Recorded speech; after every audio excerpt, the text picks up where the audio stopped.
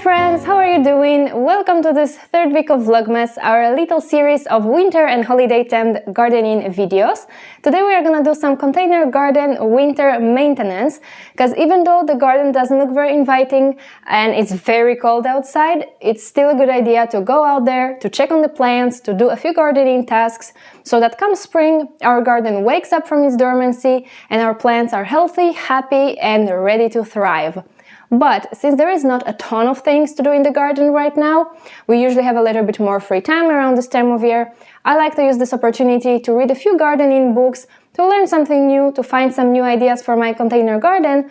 So by the end of this video, I also want to share with you a couple of my all-time favorite gardening books, in case if you're on the lookout for something interesting to read this winter. But without further ado, let's jump out on the terrace and let's start with some garden maintenance. Okay, so let's start with the task number one. Obviously, one of the most important things to do in your winter garden is to protect your more tender plants from winter frost. But what's equally important is to never leave that frost protection on for more than 2 weeks at a time.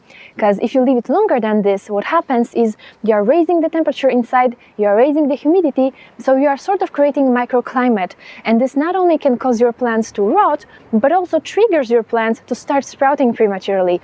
And then, unfortunately, that new fresh growth will be very vulnerable to late spring frosts. So what you want to do is check the forecast if there are any warmer days, use them as an opportunity to either take off that frost protection or at least open it and allow some fresh air to circulate around your plants. So if you need to keep the protection on for the entire winter, it's really important to refresh your plant every now and then on those warmer days.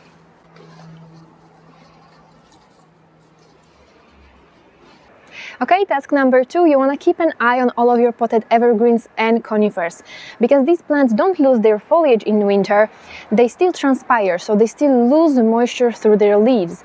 But then if the soil is dry, they can't substitute for that moisture loss, so they start to dry out and die.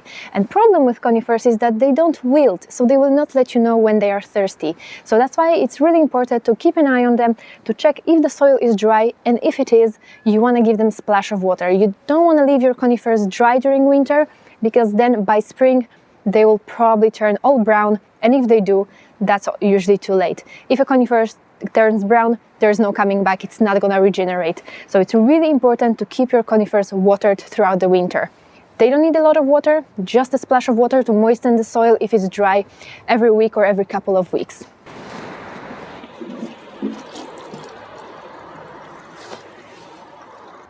Task number three, not only your evergreens and your conifers need a bit of moisture during winter, but also some of your deciduous plants. For example, Japanese maples or hydrangeas, they also don't like to be completely dry during winter. But if you live in a climate where soil freezes for longer periods of time, that means you can't water your plants and your plants can't absorb any moisture. So it's really important to prevent the soil from freezing. And you can do it by wrapping the pot in bubble wrap. So if you haven't done this yet, now's a good time to do it. Task number four, if you live in a climate where it's really rainy during winter, or perhaps you had a lot of snowfall that then melted, it's really important to pay attention to all the saucers and pour out any water that has accumulated in them. Generally, it's a better idea not to use saucers during winter, but if you have to, then pay attention and always pour out any water that has accumulated in them. You don't want your plants to be standing in water, because this is the easiest way for them to become waterlogged and to rot.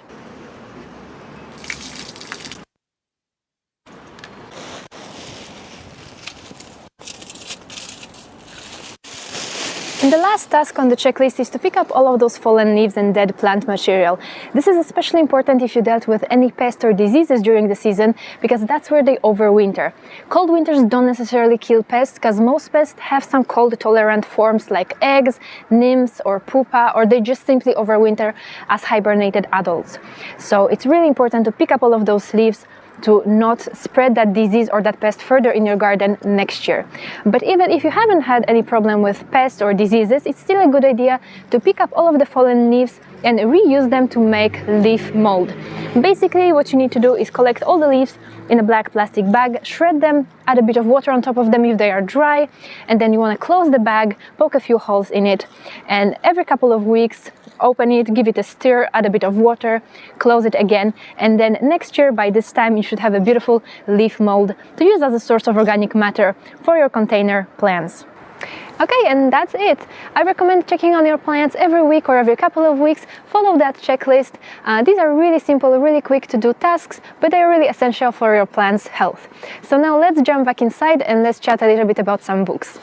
Okay, you guys, let's chat a little bit about some books. If you read any books, any garden plant related books that you found interesting and that you would like to recommend, please do so in the comments section. That would be really, really cool to also know your guys' recommendations. Today I want to share with you 3 books that are my all-time favorite books. These are the kind of books I always go back to and I'm never bored with them. So the first book is called Down to Earth by Monty Don. I think everyone knows Monty, he doesn't need introduction.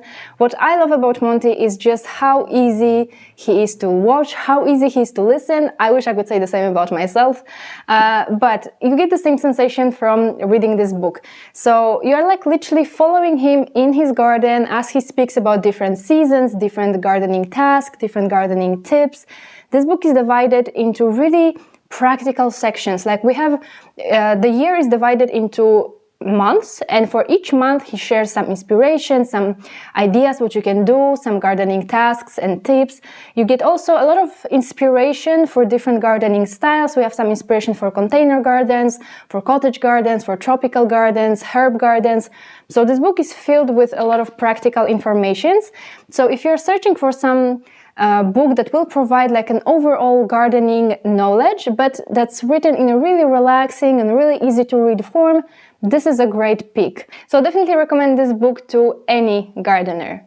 Now, moving on, the second book is by Guy Barter, How Do Worms Work? Now, this is a really fun book.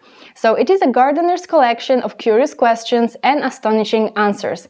So basically, this book is filled with a lot of interesting questions about nature, plants, gardening, and I think that literally anyone, like from children to even expert gardeners, will find this book really intriguing and really useful.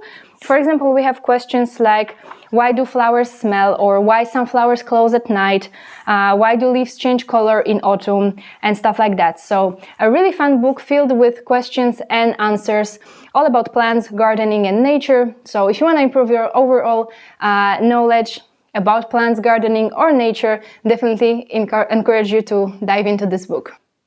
And the last book on my list is by Royal Botanic Gardens Kew, The Kew Gardener's Guide to Growing Bulbs. And the reason why I love this book so much, not just because it's so aesthetically pleasing, but if you follow me long enough, you know how obsessed with spring bulbs I am. But that's just because I find them to be a really easy and inexpensive way to add a lot of color to your garden. So if you are into bulbs as well, this book is a must-have. But what is so special about this book is it's filled with 66 ideas for different bulbs for 4 different seasons. So not only spring or summer flowering bulbs, but also you get ideas on what you can plant in your garden to have flowers in autumn and in winter. Besides that, there's a lot of ideas on what you can do with those bulbs, a lot of different projects, some fun facts about bulbs. So definitely recommend this one. And if you're not into bulbs, there are also different books in this series. I know for sure that there is a guide to growing roses, houseplants, herbs, and plenty more. So maybe you are not into bulbs, but I highly encourage you to check out this Kew Gardeners series of books, because there are some really fun other books worth reading in this series as well. Okay, you guys, so that's it. Here are some of my recommendations. Would love to hear some of your recommendations as well. If you enjoyed this video, I would appreciate if you could give it a thumbs up. Thank you so much, and we'll see each other in the next video. Bye!